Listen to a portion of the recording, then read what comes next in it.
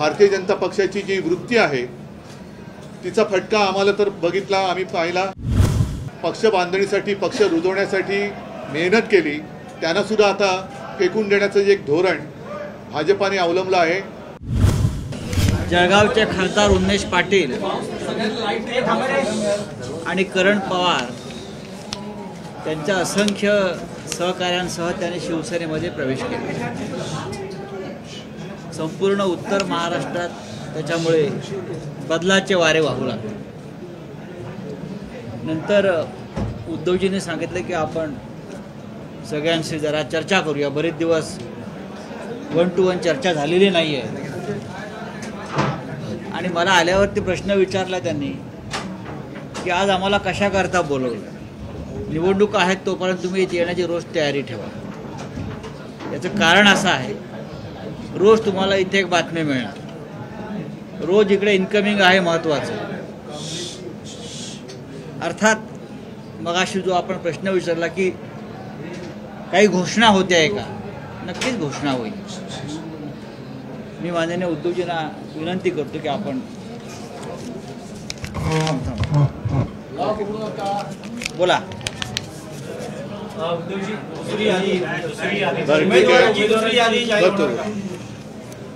गेले काही दिवस बातम्या येत होत्या की एक आश्चर्यकारक भूकंप होणार आहे। आम्ही सुद्धा विचार करत होतो की आता भूकंप हा आश्चर्यकारक कसा असू शकतो, आणि तो भूकंप आज काय आहे तो संपूर्ण देशाने पाहिला। मी उन्मेष पाटील, करण आणि तुमच्या सगळ्या सहकाऱ्यांचं मनापासून नुसतं स्वागत नाही तर अभिनंदन करतो। कारण आजपर्यंत रोज मी पाहत होतो, वाचत होतो, कोणी किडीक इकडे तिकडे गेला तरी शिवसेनेला धक्का, असा धक्का खाणारी शिवसेना नाही आहे। शिवसेना जेव्हा धक्का देते ती जोरात देते, आणि म्हणून मी आज यांचं अभिनंदन एवढ्यासाठी केलं की एकतर्फी सगळा प्रवाह चालला आहे की काय असं देशात वातावरण असताना सत्ताधारी पक्षातून उद्या जो सत्ताधारी पक्ष होणार आहे तो सत्ताधारी पक्ष व्हावा, सत्ता बदल व्हावा। राजकारणामध्ये सुद्धा बदल गरजेचा असतो, आणि त्याच्यामध्ये खास करून आम्ही जे काही लढतो आहोत ते जनतेसाठी लढतो आहोत। मी परवाच्या दिल्लीच्या मीटिंगमध्ये जे काही थोडं बोललो त्यामध्ये मी जे सांगितलं होतं तेच पुन्हा बोलतो। देश हुकुमशाहीच्या दिशेने चाललेला आहे, आणि यावेळेला देशात जर पुन्हा एका व्यक्तीचं आणि एका पक्षाचं सरकार आलं तर देश संपला म्हणून समजा।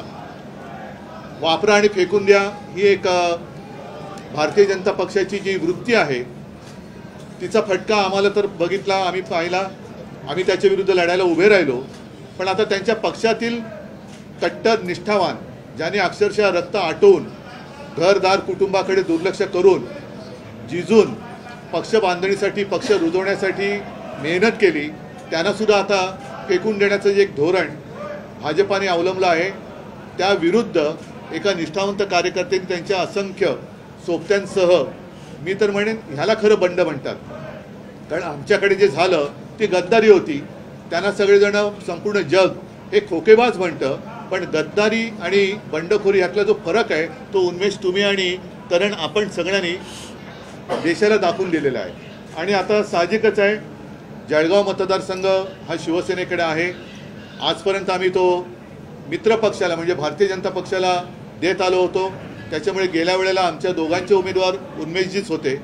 निवडून आल्यानंतर त्यांनी अतिशय चांगलं काम केलं, आणि आम्हाला एक असं वाटत होतं की जळगाव आपण घेतोय, पण उन्मेष तिकडे असतील तर बाबा कार्यकर्त्याच्या समोर लढायचं कसं।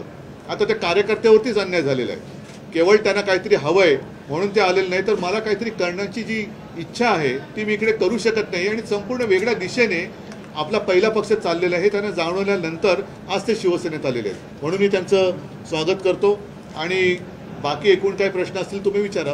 दुसरी यादी कधी, दुसरी 5 उमेदवारांची घोषणा झाली नाहीये, त्यापैकी काही तुम्ही आज घोषणा करणार आहात? तुम्हाला कधी करू असं वाटतं?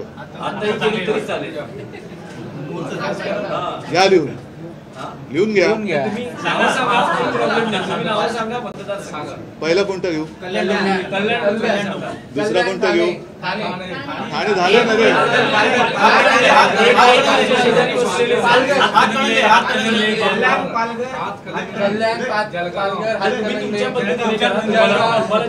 अरे ठीक आहे. आतापर्यंत तुम्हाला कल्पना आहे की शिवसेनेचे जे एक वैशिष्ट्य आहे, अनेक साधे साधे कार्यकर्ते, साधी साधी सामान्य माणसं शिवसेनेने मोठी केली. दुर्दैवाने मोठी केलेली, मोठी झालेली माणसं ही गद्दार निघाली. काही सगळेजण नाही, आणि ते पलीकडे गेले. पण त्यांना मोठी करणारी माणसं, ती जी ताकद आहे ती शिवसेनेमध्ये राहिली. आणि म्हणून आम्ही असं ठरवलं आहे, पुन्हा एकदा कल्याणमधून एक माझी म्हणजे शिवसेनेची कट्टर कार्यकर्ती वैशाली दरेकर ह्या उद्याच्या कल्याणच्या खासदार असतील. सर्वसामान्य कुटुंबातल्या दरेकर ताई आहेत, आणि त्यासुद्धा या आता जे मोठी केलेली लोक आहेत त्यांना टक्कर देऊन तिथला तमाम जो शिवसैनिक आणि शिवसेनाप्रेमी मतदार आहे तो त्या मस्तवाल गद्दारांना गाडल्याशिवाय राहणार नाही. म्हणून कल्याण डोंबिवलीमधून मी वैशाली दरेकर राणे, हातकलंगडे, त्याच्यानंतर हातकणंगलेमध्ये आमचं सत्यजित पाटील यांचं नाव मी जाहीर करत आहे. त्याच्यानंतर पालघरमध्ये आदिवासी आमच्या महिला आहेत भारती कांबडी, त्यांचं नाव मी जाहीर करत आहे. आता फक्त राहिलं जळगाव.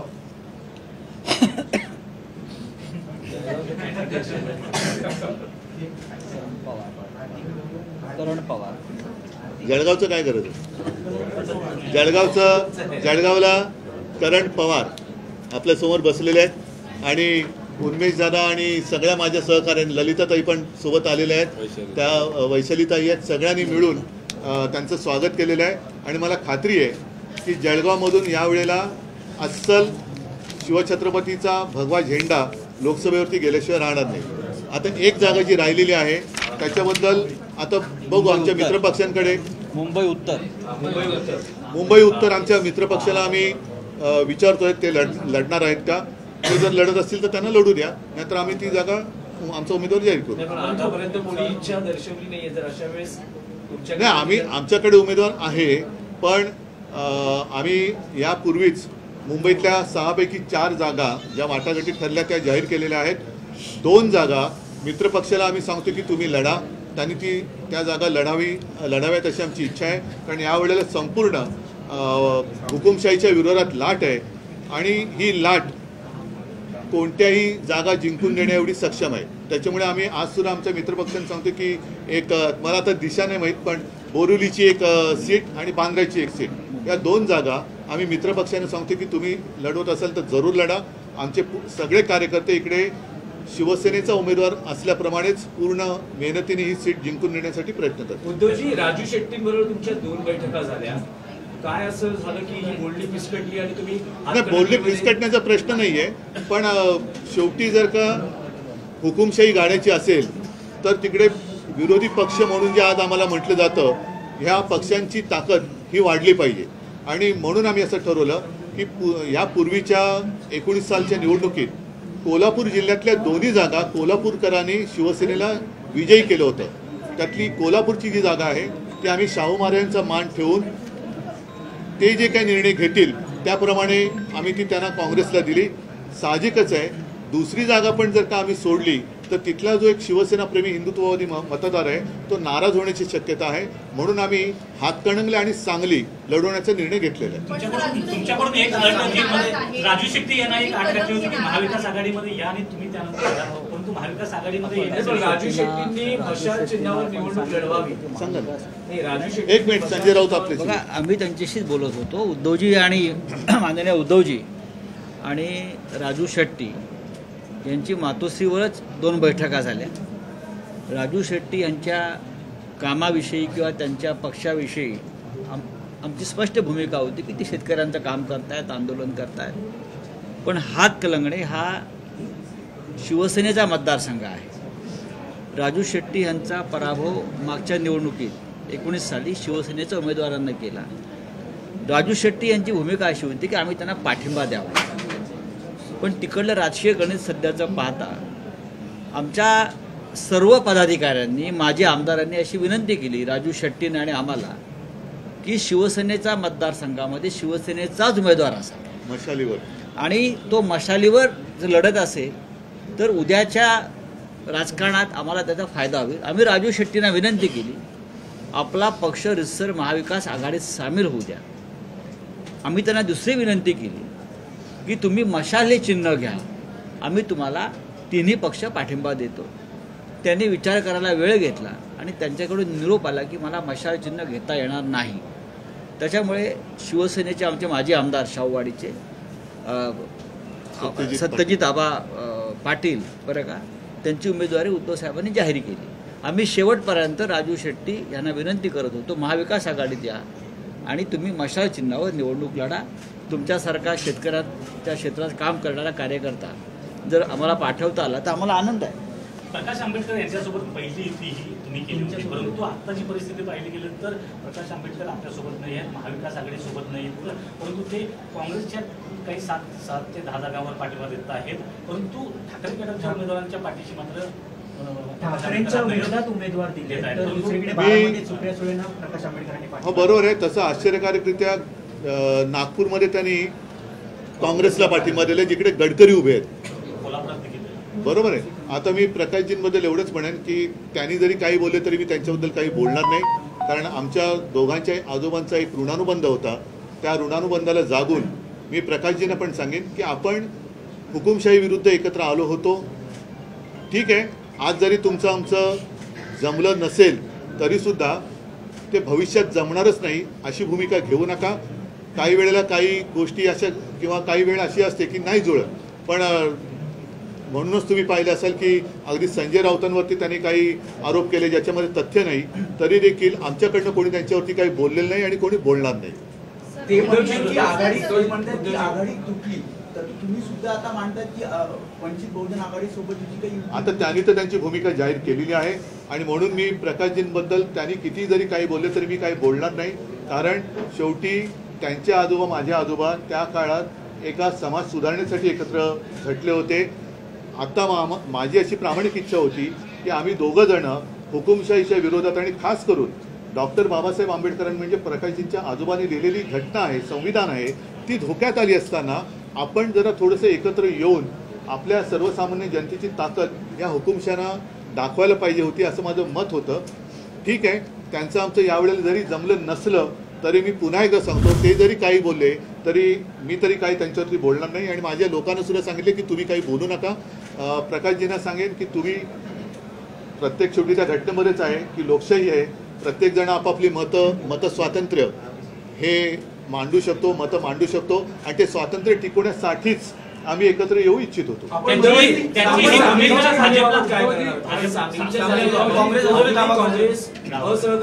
सांगलीची जागा जाहीर होऊन आता 10 दिवस झालेली आहे. मला वाटतं उद्या का परवा संजय राऊत स्वतः तिकडे चालले. आमचा प्रचार अरे एक बोलत होतो, आमची तिकडे प्रचाराची सुरुवात झालेली आहे आणि आता ज्या 2 जागा मुंबईतल्या आहेत त्या दोन्ही जागांमधले माझे शिवसेनेचे कार्यकर्ते मला विचारतात की उद्धवजी काय करायचं, बाकी ठिकाणी प्रचार सुरू झालेला आहे, आपला मित्रपक्ष या जागा लढवतोय की नाही, लढवणार असेल तर कोण लढवतोय आणि उमेदवार कोण, तसा आम्हाला आदेश द्या, आम्ही प्रचाराला सुरुवात करतो. माझी अपेक्षा अशीच आहे की त्याचप्रमाणे जशी रामटेकची जागा आम्ही त्यांना सोडली, जी आमची जिंकलेली जागा होती, अमरावती सोडली, कोल्हापूर सोडली, तिथल्या सगळ्या कार्यकर्त्यांना समजावून मी तिथल्या काँग्रेसच्या किंवा राष्ट्रवादीचे जे उमेदवार असतील त्यांच्या प्रचार कार्याला सुरुवात करायला सांगितले. त्याच्याप्रमाणे ते काम सुरू झालेलं आहे. माझी अपेक्षा अशी आहे की काँग्रेसने सुद्धा अधिक वेळ न दवडता ज्याप्रमाणे आता वाटप झालेलं आहे त्याच्याप्रमाणे आपण काम करायला सुरुवात करायची आवश्यकता आहे. मैत्रीपूर्ण लढतीला काही अर्थ नसतो, कारण जेव्हा मैत्री असते तेव्हा लढत नसते आणि मैत्री पूर्ण होते तेव्हा लढत होते. त्याच्यामुळे तो निर्णय हा मला नाही वाटत ते करतील, कारण तसं झालं तर तो केवळ महाराष्ट्राचा नहीं तर देशाचा घात होईल. जिस तरीके से आज आप उम्मीदवारों की यादी जाहिर की, उसमें मुंबई की 2 सीटें हैं, उन पर किस तरीके से शिवसेना का फैसला है और प्रकाश आंबेडकर और आप जानते हैं कि मुंबई में कुल मिलाकर 6 जगह है, उनमें से 4 तो हमने डिक्लेयर किए हैं, 4 तो हम लड़ रहे हैं, हमारा प्रचार शुरू हुआ है. जो बाकी 2 सीटें हैं मैं ईशान्य वायु में नहीं करता, एक खास कर बांद्रा की सीट और दूसरी बोरिवली की।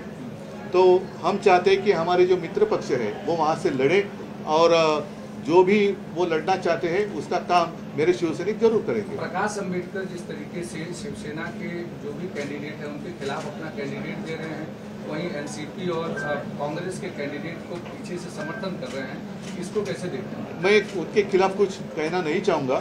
मैंने तो कोशिश की और जैसे आपको याद होगा हम दोनों के दादाजी ग्रैंडफादर साथ में मिलकर काम किया करते थे, उन्होंने काम किया, समाज प्रबोधन का काम उन्होंने किया और आज भी मैं चाहता था या चाहता हूँ कि हम दोनों मिलकर संविधान जो डॉक्टर बाबा साहेब अम्बेडकर जी ने हमें दिया है उसकी रक्षा करने के लिए हम साथ आए और उसको हम बचाएं, उसकी रक्षा करें। ठीक है, आज वो बात नहीं बनी, लेकिन फिर भी अगर प्रकाश जी कुछ भी कहना चाहते हैं तो मैं कहता हूँ कि आज अगर बात हमारी ठीक से हुई नहीं तो इसका मतलब ये नहीं कि भविष्य में नहीं होगी। तो कृपा कर आप हमारी आलोचना ना करें। अगर आपने आलोचना की तो भी मैं आपकी आलोचना करने वाला नहीं हूँ और मेरे सारे लोगों को मैंने कहा है कि प्रकाश जी के बारे में कुछ भी मत कहिए। जैसे आपको याद होगा कि पिछले 4-5 दिन पहले संजय राउत जी के ऊपर उन्होंने आरोप लगाए थे। उत्तर तो हम दे सकते थे लेकिन हमने नहीं दिया। हम लड़ना जिसके साथ चाहते उसके साथ हम लड़ेंगे, लेकिन प्रकाश जी को आज भी मैं कहता हूँ कि ठीक है, थोड़ा आज बात नहीं बनी, आगे जाकर बनेगी। लक्ष्य हमारा एक होना चाहिए।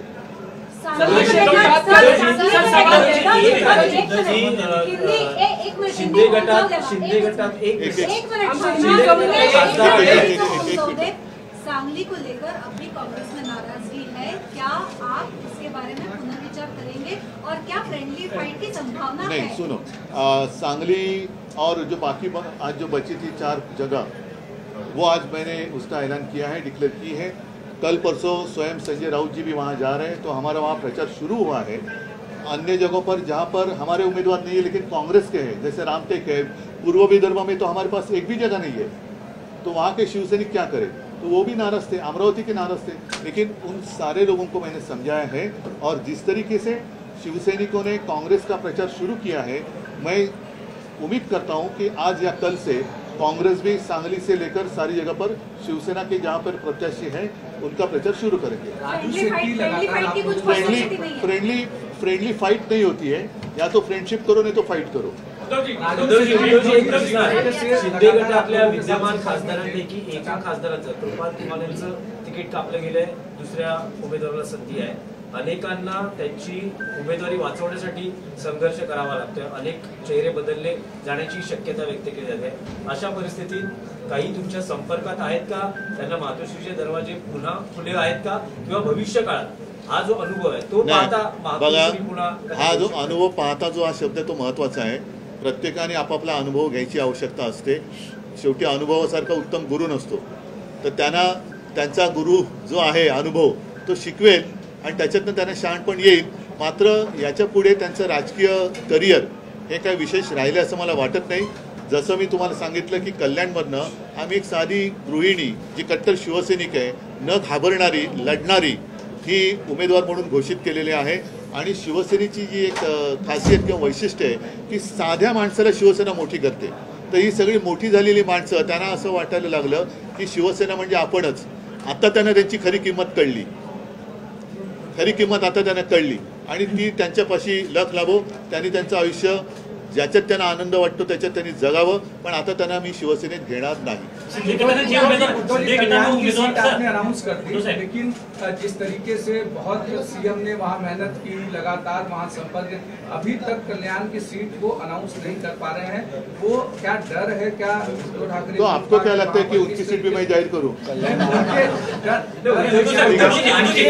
शिंदे गटानं काही उमेदवार जाहीर केलेले आहेत, ज्यामध्ये आणखी भाजपच्या दबावामुळे तिथले जे उमेदवार आहेत ते बदलण्याची दबाव जो आहे तो भाजपकडून आहे। तशा रीतीने बघतात की भाजपच्या दबाव त्यांना आता कळेल खरे बाळासाहेबांचे विचार काय आहेत।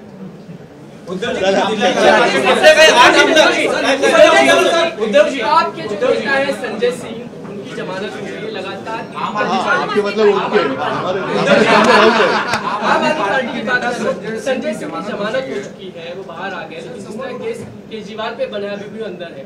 इस बारे में क्या कहेंगे? क्या इस तरह का फैब्रिकेटेड सारा मामला है? आप किस तरह से? सर ईडी ने विरोध नहीं किया जब बेल एप्लीकेशन फाइल हो रही थी, तो ईडी ने इसका विरोध अभी- नहीं किया। अभी कहीं नहीं थोड़ा- लगता कोई सबूत नहीं था इसके मद्देनजर? नहीं, अभी जिस तरीके से सुप्रीम कोर्ट इनको फटकार लगा रही है, तो शायद मुंह बचाने की कोशिश ईडी, इनकम टैक्स, सीबीआई और मोदी सरकार कर रही होगी। ठीक आहे, चल हाँ देश विदेशातील प्रत्येक घडामोडींचे लाईव्ह अपडेट मिळवण्यासाठी आता साम टीव्हीच्या सर्व सोशल मीडिया प्लॅटफॉर्मला लाईक, फॉलो आणि सबस्क्राईब करा। तसंच सर्व नोटिफिकेशनसाठी बेल आयकॉन प्रेस करायला विसरू नका।